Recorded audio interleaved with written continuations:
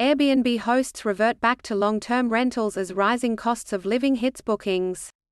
Property owners are turning to long-term rentals rather than short-term accommodation platforms like Airbnb as the rising cost of living dampens appetites for holidays.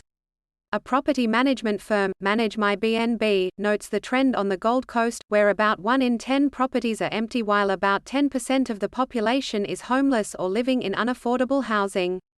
The firm also noted that Easter 2023 was nearly 40% down on the previous year.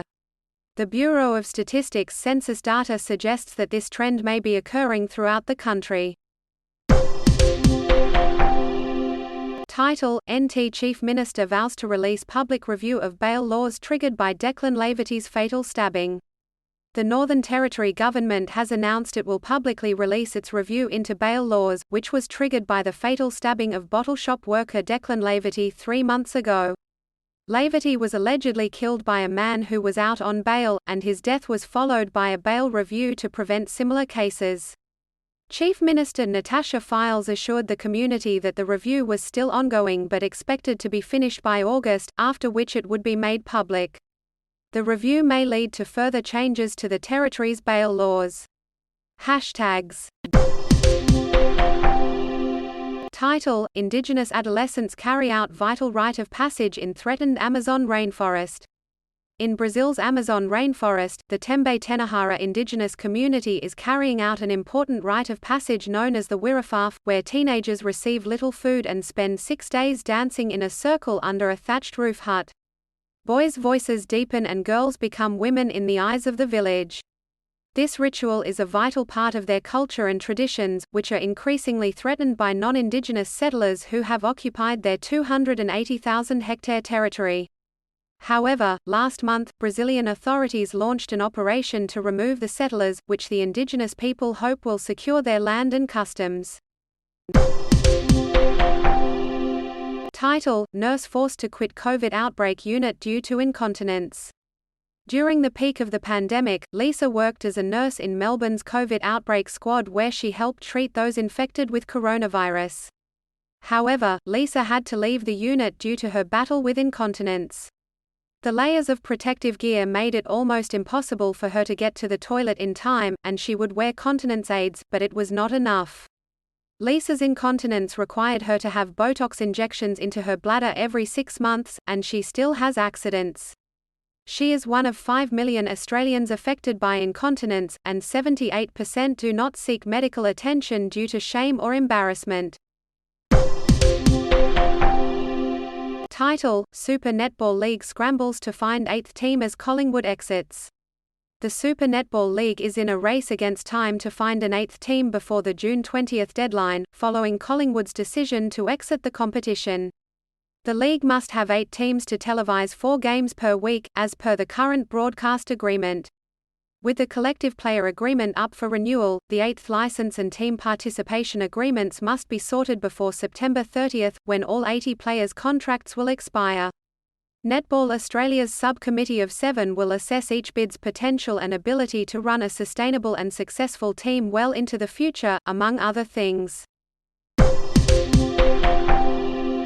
Title: Ukraine and Russia report heavy casualties as Kyiv's counteroffensive gains momentum.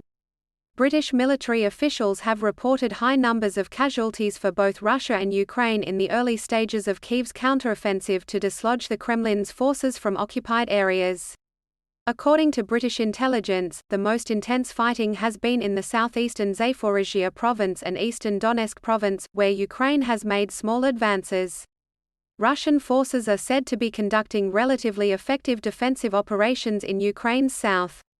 Ukraine has imposed an information blackout to help operational security, but officials say Russia has suffered much greater losses. The long-anticipated Ukrainian counteroffensive appears to be progressing well. Title: Accused Yatala cellmate murderer seeks bail, court told. A South Australian man has appeared in court charged with the murder of his cellmate in Adelaide's Yatala Labour Prison. Benjamin Anthony Schumann, 33, is accused of killing 52-year-old Jason Douglas Wright, who was found dead in his cell on Saturday evening. During the brief hearing, Mr. Schumann did not attend, but his lawyer said his client was undergoing mental health treatment and intended to apply for bail. Both men were on remand when the incident occurred. The case is due back in court in a week. The matter will be subject to forensic investigation. Title: Unfathomable Heartache. Singleton Roosters speak a week on after fatal Hunter Valley bus crash. The Singleton Roosters Australian Football Club has spoken out for the first time since the fatal bus crash in Hunter Valley last week, which killed 5 of their members. Club president Dylan Hickson said they were devastated by the tragedy and that the community had experienced unfathomable heartache. The club's priority is to support the families, friends, and those affected by the incident. Rotary Australia's Hunter Valley Bus Tragedy Fund, which has raised over $295,000, will begin distributing money to the victims and their families. A committee has been formed to ensure the funds are distributed fairly. Pakistan declares Day of Mourning for victims of shipwreck off Greece. Pakistan has declared a national day of mourning for citizens who died when a fishing trawler packed with migrants sank off the Greek coast.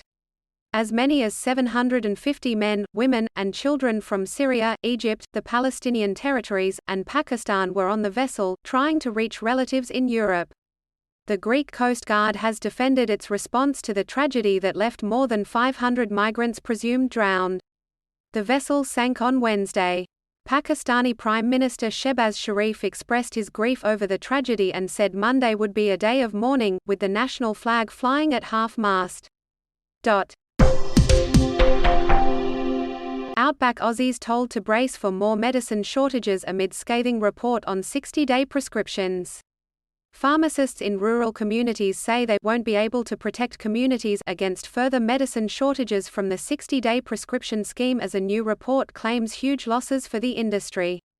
The new policy by the Australian government allows consumers to buy 60-day supplies of 320 medications on the Pharmaceutical Benefits Scheme (PBS) from September 1, 2023, instead of the current 30-day supply. The report claims 665 pharmacies would close and another 900 would be at serious risk, while 20,000 jobs would be lost due to the 60-day dispensing scheme. Rural communities are especially vulnerable, with the sector suffering a loss of $4.5 billion over 4 years. Family calls for witnesses after 87-year-old John Campbell Kerr's death at Noosa Heads. The family of John Campbell Kerr are appealing to the public for any information that may help police with their homicide investigation into his death on Sunday morning. The 87-year-old Noosa resident was found with serious head injuries on a footpath near the entrance to Noosa Woods. Despite the efforts of those who tried to help him, he died at the scene. A 27-year-old man remains in custody but no charges have been laid. Anyone who was in the area or has CCTV footage from midnight to 6 a.m. is urged to contact Crime Stoppers. Government gains early election trigger as Senate rejects housing bill. The federal government has suffered its first major defeat in the Senate, with the Greens and Coalition uniting to reject Labor's centerpiece housing policy. The vote means the government must wait 3 months before it can bring back the Housing Australia Future Fund bill, which seeks to establish a $10 billion fund to build social and affordable housing. The loss also sets up a high-stakes standoff between Labor and the Greens that may give the government the power to dissolve the parliament and head to an early election. North Korea vows to launch another spy satellite after failed attempt. North Korea has promised to make a second attempt soon at launching a spy satellite, following a failed attempt in late May that was labeled their most serious shortcoming this year. The botched launch was discussed during a 3-day ruling party meeting and referred to as the gravest failure. The failed launch is a setback for North Korean leader Kim Jong-un, who is pushing to establish a space-based surveillance system to better monitor the United States and South Korea. Observers say Mr. Kim has treated scientists and technicians working in the country's weapons development program well. Man sentenced to prison for touching a sleeping girl's leg in her bedroom. A man from Woorabinda, Queensland has been sentenced to 18 months in prison for breaking and entering into a house and touching the leg of a sleeping 13-year-old girl. Edward Brian Oakley entered the house through an unlocked door and walked into the teenager's bedroom, where he stroked her leg. The girl woke up and screamed, causing Oakley to flee. He was later arrested and charged with break and enter and common assault. The district court judge called his actions incredibly concerning. Oakley has already served 10 months on remand and will spend a further 8 months in jail. Man suffers gunshot wounds in Brisbane suburb of Bray Park. A man has been taken to the hospital after being allegedly shot by police in a domestic incident in the northern Brisbane suburb of Bray Park. The incident happened at Burkell Court around 12:30 p.m. The man was taken for treatment and the Queensland Police have referred the matter to the Ethical Standards Command. Further investigations will be conducted under the oversight of the Crime and Corruption Commission. More details of the incident will be provided soon. Canberra man pleads guilty to choking two 13-year-olds in retaliation for slapping game gone wrong. A 31-year-old man has pleaded guilty to choking two teenagers in retaliation for a slapping game gone wrong, in which he believed his stepson was hurt. Court documents say the man's stepson had been invited by 3 other boys to join a game of slap boxing in a park in July last year. One of the boys hit him in the eye and nose. The boy went home and told his mother and stepfather that he had got the better of one of the boys in the game and was jumped by the 3 others. The couple then went to a house to confront the 3 boys, where the incident happened. The man will be sentenced on Friday. Life bans, largest fines ever for SA Greyhound trainer trio involved in live baiting. 3 South Australian greyhound trainers have been handed life bans after being found guilty of live baiting. The illegal practice, which involves the use of a live animal as prey to get greyhounds to run faster, is the first ever confirmed case of such activity in the state. Troy, Connor and Jackson Murray were also given fines of $80,000, $60,000 and $40,000, respectively, which Greyhound Racing SA described as the largest fines ever applied in South Australia over the practice. The lifetime bans prohibit the 3 men from participating in greyhound racing in any jurisdiction in Australia and New Zealand. Title: Proposed Healthy Kids Advertising Bill aims to tackle child obesity by regulating junk food ads. Proposed legislation introduced into the federal parliament seeks to regulate junk food advertising aimed at children to tackle child obesity. The Healthy Kids Advertising Bill, introduced by crossbench MP Sophie Scamps, would impose new regulations on TV, radio, and social media ads. The bill recommends the prohibition of unhealthy food ads on TV and radio between 6 a.m. and 9:30 p.m., including subscription-based and streaming services. It also recommends banning social media and online advertisements altogether. The bill has backing from the Australian Medical Association and neurology experts. To progress, Dr. Scamps requires the government's support to be debated. Title: Injured Victorian bushwalker rescued on Tasmania's overland track.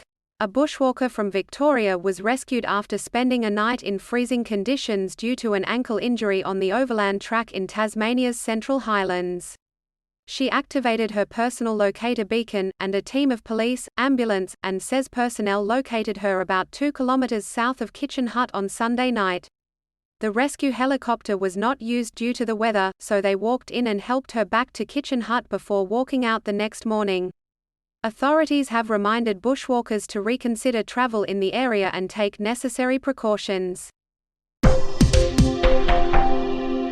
Community demands answers after toddler death at Bamaga Hospital. The Yamajico community in Queensland is looking for answers after a 2-year-old toddler died in hospital following several presentations. The death follows a letter from 3 Torres Strait mayors to Premier Anastasia Palaszczuk, outlining the declining health status of the First Nations populations, and laying the blame on Queensland Health.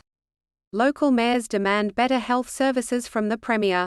Northern Peninsula Area Regional Council Mayor Patricia Uzzier wants reassurance that procedures were followed. The Torres and Cape Hospital and Health Service Chief Executive Beverly Hamilton offered her condolences. Because the matter has been referred to the coroner, they cannot provide further comment. Defense lawyer labels Broome woman's driveway death a tragedy as manslaughter trial begins.